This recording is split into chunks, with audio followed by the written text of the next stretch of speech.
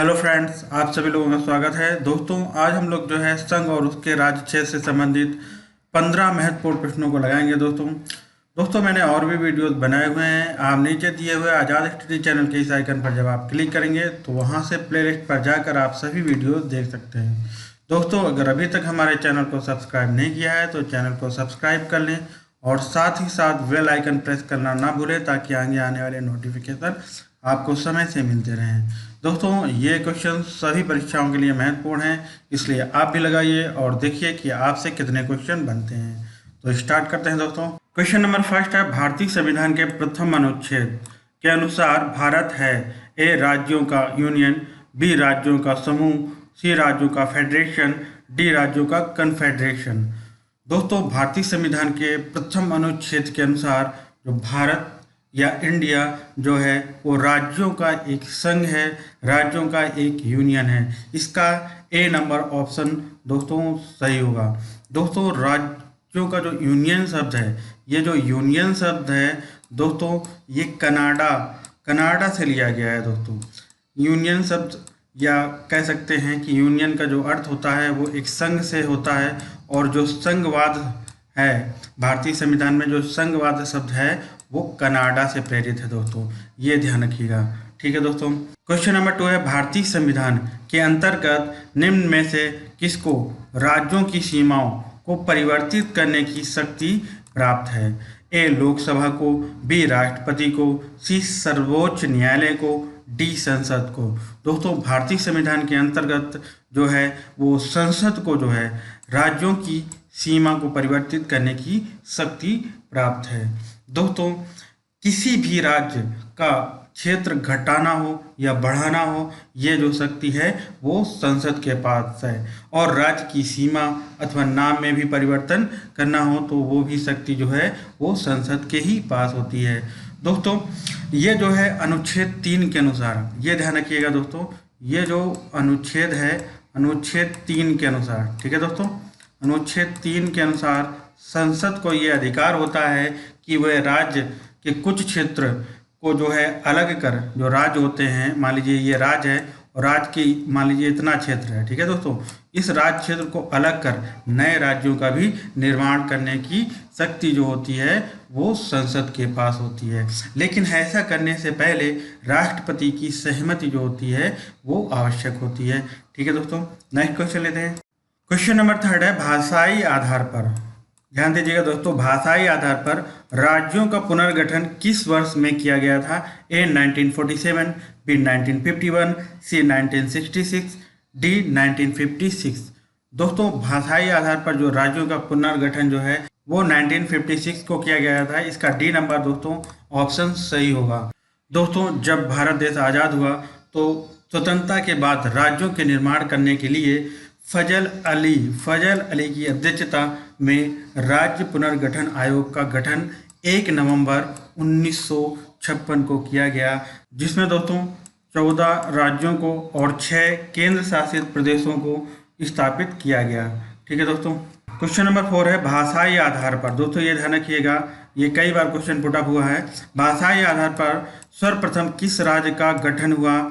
ए Madhya Pradesh, B Karnataka, सी Andhra Pradesh, D Rajasthan. तो दोस्तों, भाषाई आधार पर सर्वप्रथम जो है आंध्र प्रदेश राज्य का जो है सर्वप्रथम गठन हुआ। दोस्तों, आंध्र प्रदेश राज्य को 1 अक्टूबर 1953 को, ठीक है दोस्तों, 1 अक्टूबर 1953 को भाषाई आधार पर सर्वप्रथम गठित किया गया।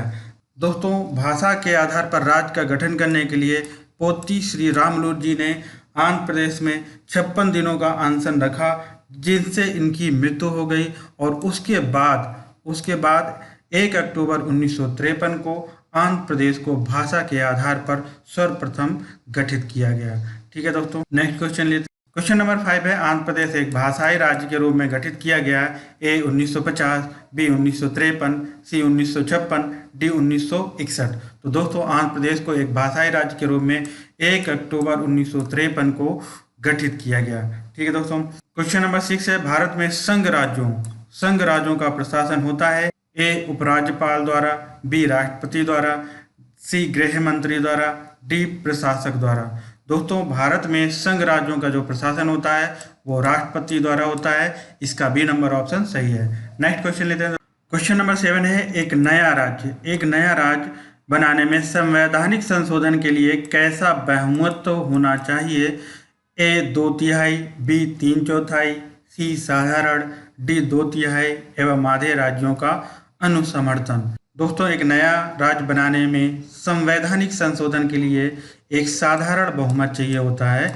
इसका सी नंबर ऑप्शन दोस्तों सही होगा। ठीक है दोस्तों, साधारण बहुमत के माध्यम से संसद जो होती है वो बाहरी क्षेत्र, कोई भी बाहरी क्षेत्र होता है उसको भारत में अधिग्रहण कर सकती है, भारत में मिला सकती है। ठीक है दोस्तों, क्वेश्चन नंबर 8 है, 1956 में राज्यों का पुनर्गठन करने से ए 17 राज्य और 9 संघ क्षेत्र बने, बी 17 राज्य और 6 संघ क्षेत्र बने, सी 14 राज्य और 6 संघ क्षेत्र बने, डी 15 राज्य और 9 संघ क्षेत्र बने। तो दोस्तों 1956 में जब राज्यों का पुनर्गठन किया गया तो उसमें जो है 14 राज्य और 6 संघ क्षेत्र बने। दोस्तों इसमें जो राज्यों के पुनर्गठन की अध्यक्षता की थी वो फजल अली ने की थी, ये भी ध्यान रखिएगा दोस्तों। नेक्स्ट क्वेश्चन लेते हैं। क्वेश्चन नंबर 9 है, भारत संघ में कितने राज्य हैं ये बताना है। ए 30, बी 29, सी 28, डी 27। दोस्तों अब वर्तमान में जो है भारत संघ में 28 राज्य हैं, ये ध्यान रखिएगा। दोस्तों 5 अगस्त 2019 से पहले 29 राज्य थे, लेकिन बाद में क्या हुआ कि 5 अगस्त 2019 को यह घोषणा की गई कि जो जम्मू कश्मीर राज्य है उसको 2 केंद्र शासित प्रदेशों में बांट दिया गया, एक जम्मू कश्मीर और दूसरा लद्दाख। ये ध्यान रखिएगा दोस्तों, इन 2 केंद्र शासित प्रदेशों में बांटा गया, तब हो गए थे 9 केंद्र शासित प्रदेश। बाद में क्या हुआ दोस्तों, ये जो प्रभावी हुआ, ये ध्यान रखिएगा, ये जो प्रभावी हुआ 31 अक्टूबर 2019 को ये प्रभावी हो गया। दोस्तों 26 जनवरी 2020 यहाँ पे भी एक पॉइंट बन सकता है, इसको भी याद रखिएगा, ये भी इम्पोर्टेंट है क्योंकि 26 जनवरी 2020 में जो 2 केंद्र शासित प्रदेश थे, दादर और नगर हवेली और तथा दमन और दीव, ये दोनों का विलय हो गया और दोनों एक केंद्र शासित प्रदेश में बदल गए। इसलिए अब जो है दोस्तों 8 जो हैं केंद्र शासित प्रदेश हो गए हैं और 28 राज्य हो गए हैं, ये ध्यान रखिएगा दोस्तों। क्वेश्चन नंबर 10 है, 500 से अधिक रजवाड़ों या देसी रियासतों के भारत में विलय के लिए कौन उत्तरदायी था? A B R Ambedkar, B K M Munshi, C Sardar Vallabhbhai Patel, D Sardar Baldev Singh. दोस्तों 500 से अधिक रजवाड़ों या देसी रियासतों को भारत में विलय करने के लिए सरदार वल्लभ भाई पटेल जो हैं उत्तरदायी थे। दोस्तों साथ ही साथ और ध्यान रखिएगा कि इनके साथ जो थे वो बीपी मेनन भी जो है देसी रियासतों को विलय करने में महत्वपूर्ण सहयोग दिया। ठीक है दोस्तों, नेक्स्ट क्वेश्चन लेते हैं। क्वेश्चन नंबर 11 है, राज्यों के पुनर्गठन संबंधी विधेयक को संसद में प्रस्तुत करने से पहले या पूर्व किसकी सहमति प्राप्त करना आवश्यक होता है? ए राज्यसभा की, बी संबंधित राज्य के विधानमंडल की, सी संबंधित राज्य के राज्यपाल की, डी राष्ट्रपति की।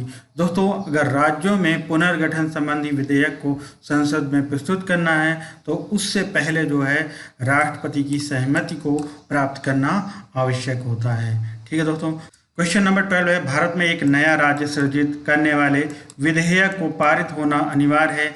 ए संसद में साधारण बहुमत द्वारा, बी संसद में साधारण बहुमत तथा कम से कम 2/3 राज्यों के अनुसमर्थन द्वारा, सी संसद में 2/3 बहुमत तथा कम से कम 2/3 राज्यों के अनुसमर्थन द्वारा, डी उपर्युक्त में से कोई नहीं। दोस्तों भारत में एक नए राज्य सृजित करने के लिए संसद में साधारण बहुमत द्वारा विधेयक को पारित होना अनिवार्य होता है। इसका ए नंबर ऑप्शन सही होगा। ठीक है दोस्तों, नेक्स्ट क्वेश्चन नंबर 13 है, भारत में निम्नलिखित राज्यों के बनने का सही कालानुक्रम की पहचान कीजिए और नीचे दिए गए कोड से कीजिए। पहला हरियाणा है, दूसरा आंध्र प्रदेश है, तीसरा सिक्किम है, चौथा हिमाचल प्रदेश है। दोस्तों पहला आंध्र प्रदेश होगा क्योंकि आंध्र प्रदेश को भाषा के आधार में दोस्तों 1953 को जो है गठित किया गया था। ठीक है दोस्तों, फिर देखते हैं दोस्तों, अब हरियाणा है, सिक्किम है, फिर हिमाचल प्रदेश है। दोस्तों आंध्र प्रदेश के बाद 1953 के बाद जो है 1956 में राजस्थान को, 1960 में महाराष्ट्र को और 1963 में नागालैंड को, फिर 1966 में हरियाणा को। इसको दोस्तों 1966 में, ठीक है दोस्तों, इसको जो है 1966 में हरियाणा को जो है दोस्तों ऐड किया गया, तो ये दूसरा हो जाएगा, ठीक है दोस्तों।